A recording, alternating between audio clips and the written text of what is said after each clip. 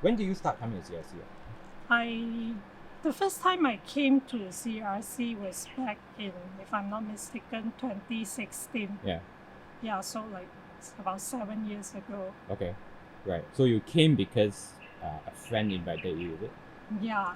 So I grew up in a non-Christian family. I didn't have much or any exposure to Christianity. Yeah. So my friend that I knew from high school, she's my best friend, and she's a Christian. But at that time, she is not attending CRC lah. Kid Yi, is it? Yeah, Okay, she's Kid Yi. Yeah. And then she was joining the growth group in CRC. Yeah, so she invited me to join Geddit. So I just went to Geddit thinking that, first is because she's my friend and she asked, so I just give her some face and go. And I also thought like, there's nothing to lose, I would just go and check out. Yeah. Okay. So you came for Geddit. How was your Geddit experience like? Because I think all my life I have been thinking that just like any other religion, especially for mine, I grew up in a non-Christian family, thinking that religion is just something that, like, questions like who are God, do they really exist? These are something that I'm not taught to think and questions, and no one in my family will be able to answer questions like this. And we also hold on to the premise that these are the things that we cannot know for sure. Yeah. So so you just kind of need to accept it. Yeah, right. So you just kind of, it's just a tradition that's being passed down from generation to generation, and to live all this practice, religious practice behind would be seen as a betrayal to your root. So that's why I just follow the tradition of my family.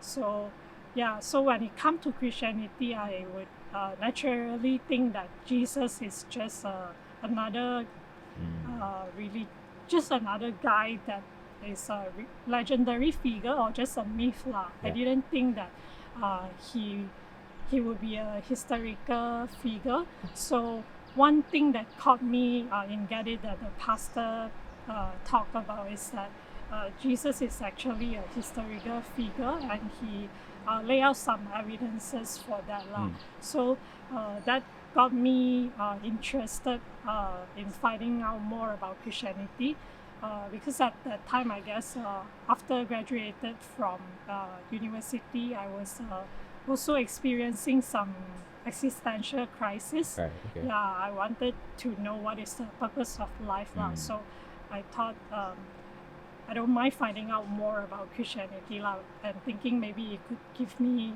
answer to that. Okay. Yeah. So after the first Geddit, my friend invited me to a Geddit Get Together, which is a follow-up event from the Geddit lah.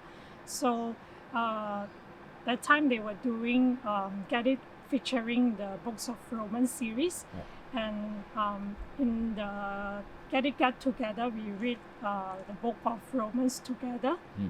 And my friend also did one-on-one with me on studying the Book of Romans together. So when I was reading the text from the Books of Romans, one thing that really hit me is that I can see that the Bible depictions of human is really true.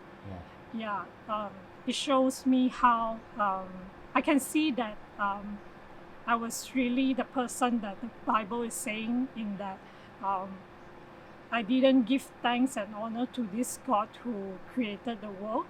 I was living my life the way I wanted, and all this while in my life, God is really out of the picture lah. I didn't bother to find out who this God is, and like what I practice in terms of religion in my house, we worship the hands of our work lah.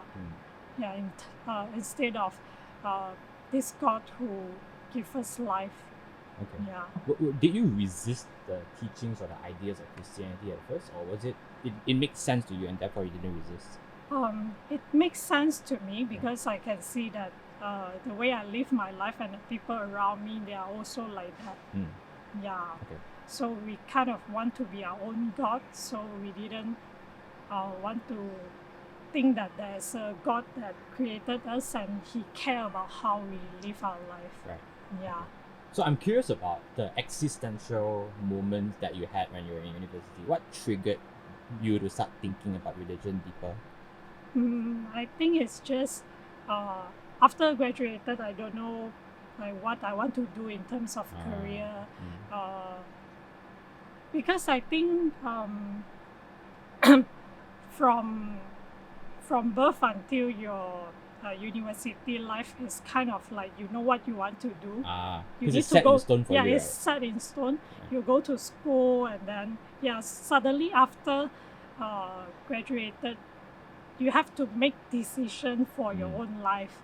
Yeah. And then it got me started to wonder what is the purpose of life. Yeah. Am I making the right decision? Yeah. Okay, got it. Okay. So now that you've been a Christian for about 7-8 years now, do you think your understanding of that has changed? Like your understanding of what the purpose of life has been? Have you found meaning yet? Yeah. So after the first Geddit that I attended and having reading the Bible together with my friends, even though just now I mentioned that when I read the books of Romans, I can see that I am the sinful human being that the Bible depicted. I didn't straight away decide that I want to become a Christian. Yeah, because at that point of time, I was still, I think I wasn't sure what is the deal with Christianity. Yeah, I was afraid that that might means that I need to change my lifestyle, or that might be some ideas or beliefs that I hold on to for all my life that I need to give up now. So those are things that I wasn't ready or comfortable to give up. So for a very long period of time, I came to CRC on Sunday to find out more because I feel like I need to gather more info and data to convince myself. And then I was also skeptical, so I also picked up a book called The Case for Christ. Okay. So it was a book written by a guy who back then was a non-Christian, and he as a journalist would interview a lot of scholars and do a lot of research to prove that to find out whether Christianity is true or not. Even though I didn't finish reading the whole book, but then there are a lot of evidences that he gave that made me feel like, this is something that I could not deny. So I will give one example. I was questioning whether the Bible is reliable or not at that point of time, and then one thing that he mentioned in the book is that how compared to any other historical literature, Bible has the most original copies, and then they are also being like written down. They are recorded closer to the years that the event happens than any other historical book. So things like that make me think that maybe this is something that's real. And also my friend also persistently invite me to come to CRC, and then actually at first I was also a bit reluctant because I was like, why every time you ask me out is to invite me to this kind of church-related event lah. So and then I think thanks to her persistence, it got me thinking, okay, she's doing this. Yeah, clearly she's not doing this for herself because it does no good to our relationship. Yeah, so I would, thanks to her persistence, I think I want to give it another try. I still, I would go to Sunday sermon myself, but at that time I was still very consumeristic, I would say, in my thinking. I didn't understand the corporate nature of church and what it means to become a Christian and to come to church. I just wanted answers to my own existential crisis questions. So all I did was, what I did was like, I would come to church right before the sermon start and then leave right after the sermon ended. Yeah, to minimize my interaction with any other human being. So I was very consumeristic. I thought Christianity is something that's just about me, myself, and God. Yeah, and then I can also see that the commitment in CRC is very high. Yeah, I will see, because there are people there, is not just coming to church on Sunday, and then sermon is also not just like 1 hour or 2 hours. Sometimes it's few hours and quite long. And I was thinking, yeah, do I want to commit to a church that would take up so much time of my life lah? Yeah, because as a non-Christian, Sunday I could hang out with my family or with my friends. Do I really want to, commit to this kind of Christian lifestyle? And then sometimes when I didn't, because I didn't know that going to church on Sunday, listen to the sermon, is for you to be nurtured in God's word, and there's also accountability with each other as the church. So I would just go whenever I feel like lah. So when people in CRC start to check whether I am, like sometimes when I was absent, they will start to text me and ask me, why are you not here today? Yeah, and I feel like my privacy was invaded lah. So I gave myself excuse to check out another 2 churches near my house lah. It is a lot more nearer than CRC because I stay in Kapong. Right? Yeah. Yeah, so coming to CRC would take about 30 minutes lah. But after I went to another 2 churches near my house, I don't think preaching is faithful. Yeah, so eventually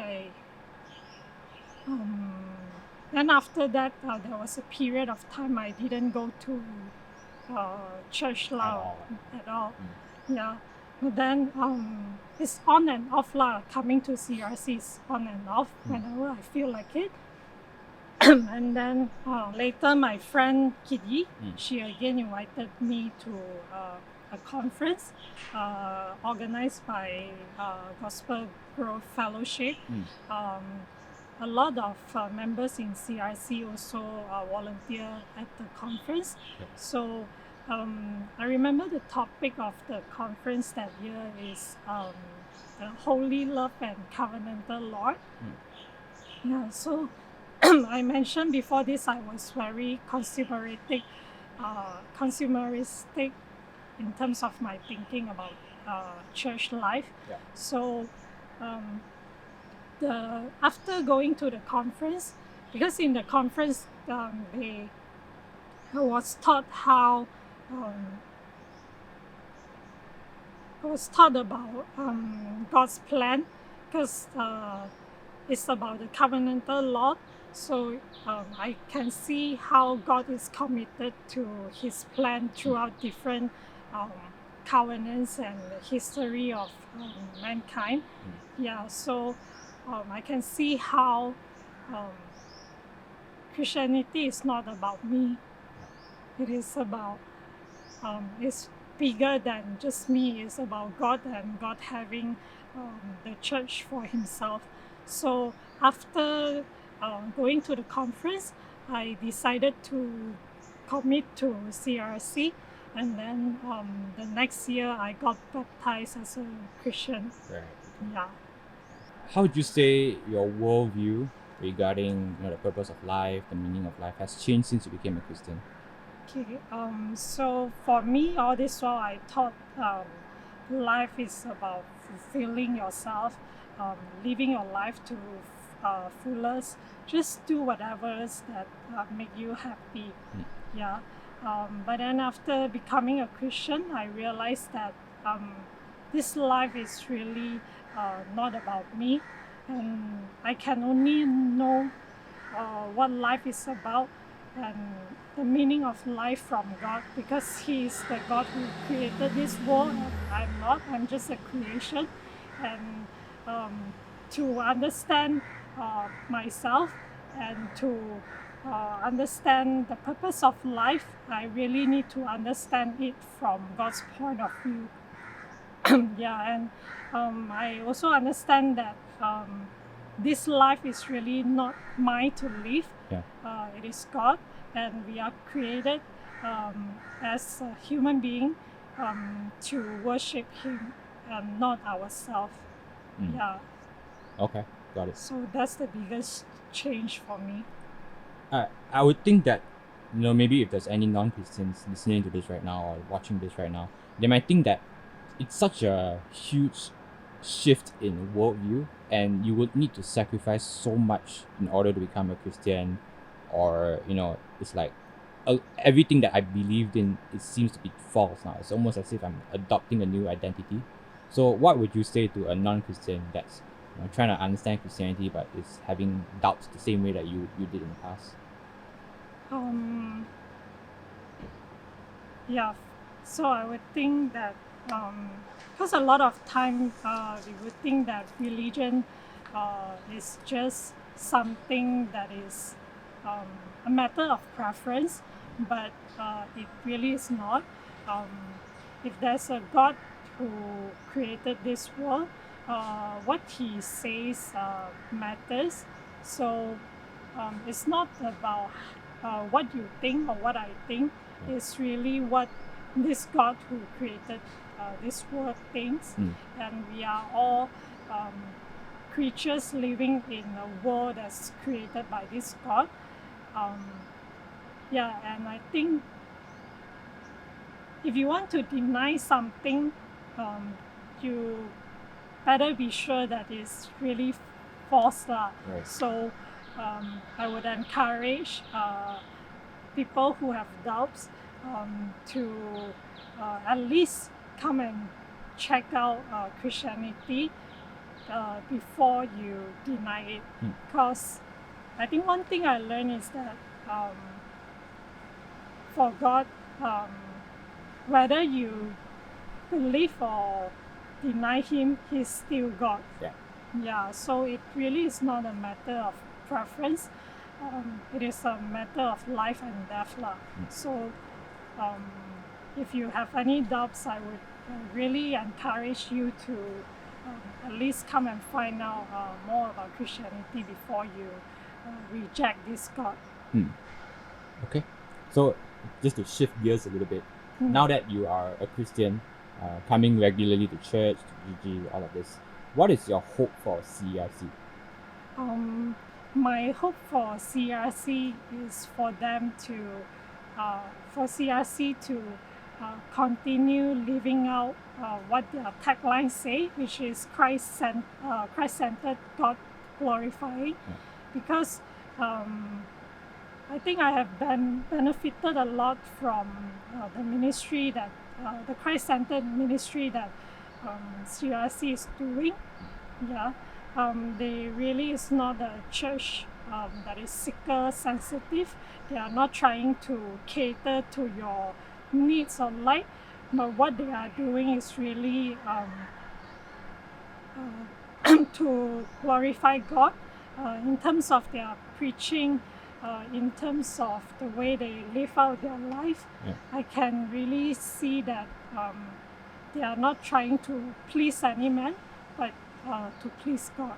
Yeah, so I hope CRC would continue be this church that's without compromise. Yeah.